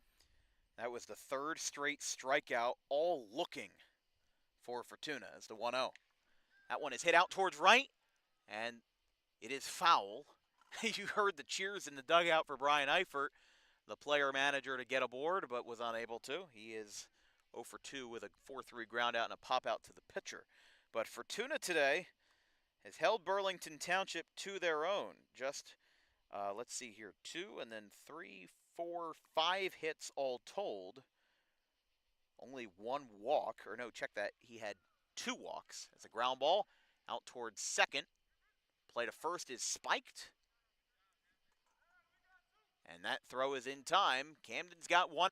The brother of the player manager, Brian Eifert, who, as they did last year and as they have tonight, have been hitting back-to-back in the 8 and 9 spots in the order for the Pirates. This could be the end of the ball game here, depending on what Eddie Eifert does as he looks to stop a complete game effort from Knifey Fortuna. First pitch, popped up, foul down the right field line. So again, 1 series has already gone final. We're one out, 2 strikes away from the second series going final. And all we have to wait on for our results tomorrow, and if we're going to a game tomorrow, would be the Pine Barrens and the Cinnamonson Crew. Whew, just missed upstairs. Looked like it might have been in the zone on my view, but I'm 400 feet away, and they're not. Counts 1-1. Eddie Eifert, 0 for 2, fly out to center and a 5-3 ground out. There's a swing and a miss, 1-2. Chris Correa would be next for the Pirates. They had a 3-run inning in the bottom of the 6th inning, but that seems to be the only hiccup that Camden has encountered tonight. They lead it 10-4 here from a quiet Wednesday evening in the woodlands of Burlington Township and of Burlington County, as Camden makes the trip up 295 and up 130 respectively. We'll see if they're able to do it on the road. 10 runs for them, 7 of them came in the first inning. 2 strikes against Eddie Eifert. Ground ball out to third. That will skip through. No, he'll get the play at short. Throw to first is high. It gets away, goes down the right field line, and Eddie Eifert will have a base hit. It'll be an infield single, and we stay alive for Chris Correa. So we're not done yet. They're close to the finish line, but they have one last hiccup. It's the 6th hit of the day for Burlington Township. Is again, Correa 6 hits, 2 walks, a grand total of 4 strikeouts. The 3 that he had back-to-back in the 6th and 7th were they were 3 of his 4. He had 1 in the 3rd inning, or 1 in the 2nd inning, and that was it. So that's what he's got. First pitch is up and away to Correa, 1-0. And really good effort from both of these teams on that last play. A single in the infield. You have to give credit to the shortstop, though, for making the play and throwing across the body, and for Eifert speeding his way down the line to beat out the throw. Making sure this game's not over yet. 1-1. Good frame by Santiago, but no cigar. 2-1. So Eifert with his first hit. Correa, 1 for 2. He had a single as a part of that 6th inning rally, but was retired on a fielder's choice by the batter in line, Osman. Fouled back, and it's 2 strikes. 2 balls, 2 strikes, 2 outs. A 6-run game for Camden, as we are 2+ hours deep into this one. From the Ed Varick Field, the Pirates looking to keep their season alive. The 2-2. Swing and a miss! And the Camden Reds, for the first time since 2019, will advance. It comes back to that big first inning and the fact that the starter for Burlington Township struggled, didn't even get out of the first inning. They gave up a combined 7 runs, and that was really the tale of this game, because then Burlington Township in the bullpen, they closed the door for a good majority, found a way to get on the scoreboard themselves, but then they gave up 3 runs to make it a 10-1 ball game. They got back a couple in the bottom of the 6th, but the well ran dry in the bottom of the 7th, and Camden moves on to the next round of the playoffs, their first series win since all the way back in 2019. A big milestone for this ball club as they're moving on with a big win here today. Yeah, I mean, listen, this is a big win for Camden, a team that obviously has one of the nicest home fields in the league, and has built up a bit of a reputation as this gritty, unforgiving ball club. After all, they what's the right word? If they haven't made it for 6 years, that means that they've been in this league for 6 years. Not every team can say that. There was a merger between the Tri-County and the Rancocas Valley League a few years ago. That's how we got the Delran Browns. That's how we got the Pine Barrens Phantoms. And that's how we got the Burlington Township Pirates. So if you think about it in the terms of being here for a long time, Camden's been here for a long time. They won a championship a few years ago, about 15, 20 years ago, and they now have the opportunity to do it again. Now, for Tri-County playoffs, again, depending on who wins tonight, we could be off tomorrow. If the Crew knock off the Phantoms, then, well, we won't have any luck. But yeah, I mean, Camden, they last won a championship. I'm sorry, it was earlier. It was more recent than that. They last won in 2016. They won 2 titles in the 2010s, one in 2012 and one in 2016. And I don't think they had any before that. So, listen, 2 championships in their 10 or 15 years of existence. They're now going to be looking after a rough regular season last year, coming back this year with only 9 guys on the team compared to 14 or 15 in the Pirates dugout. They come out here, they play a gritty game, an unforgiving game, they score 10 runs, and they win this thing, sweeping the series. Yeah, and it was terrific from top to bottom. They got the game off to as good of a start as you could have wanted. 7 runs before Burlington Township could even get their first swings of the game, and that was really what propelled them to this win. They had enough of a cushion to where it always felt like a comfortable lead, but Burlington Township, to your point earlier, they never went down without a fight. It was a big lead on the scoreboard at 1.9 runs, and it felt like they were still somewhat in the game because of how well the bullpen had pitched from that first inning till about the 5th or the 6th inning, where the wheels started to fall off and they gave up a couple more runs. But then in the bottom of the 6th, they battle back, and it's a 6-run game, which to a lot of teams sounds like we're down and out for the count. But for this Burlington Township Pirates team, it felt like after they strung together a couple runs, maybe there's a shot they add a couple more and this becomes a ball game. That wasn't the case. Camden closes the door and they pick up the series win. Well, that's going to put a wrap on the Burlington Township Pirates season. It will extend the Camden Reds season for another week. The last time they made it into the second round of the playoffs was 2019 when they made the Carter Cup, losing to Cherry Hill at Alcyon Park in August of 2019. So they will hope that even though they had to fight through the playoff round this year, they were the number 3 seed in 2019. Their fate isn't as lucky this time, but they will be looking to advance and looking to make a deep playoff run for the Reds this year. That'll be all for us tonight here on Dan Wilkins Broadcasting. From our